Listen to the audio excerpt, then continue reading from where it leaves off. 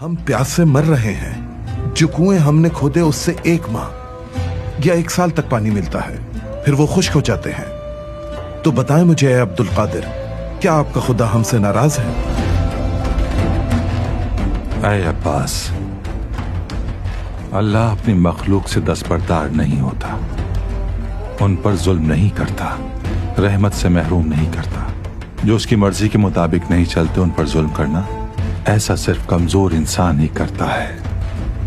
यकीनन तुम वो रिस्क हासिल करोगे जो तुम्हारे लिए भेजा गया है, उसे कोई और ले नहीं सकता, क्योंकि ये रिस्क तुम्हारे सिवा किसी और के नसीब में नहीं है। जो तुम्हारे रास्ते में आए उसे ले लो, और जो तुम्हें छोड़ दे उसका गम मत करो, क्योंकि आप वो नहीं ले सकते जो किस्मत में नहीं, चाहे आप सारी जिंदगी उसकी कोशिश करें।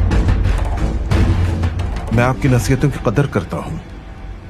आपको जिस रब ने वसीला बनाया उससे हमारे लिए दुआ करें। जो तुम कर सकते हो फौरी तौर पर करो ए अब्बास, पर कभी मायूस मत होना। अपने हाथों में मुट्ठी पर गंदुम लेकर सहरा में जाकर हर तरफ छिड़क दो, सिर्फ उसकी खातिर, ताकि उस गंदुम को परिंदे खाएं। तो अल्लाह ताला भी तुम्हें इस काम का अजर देगा। इस खुलूस को देखकर गांव को पानी नसीब होगा।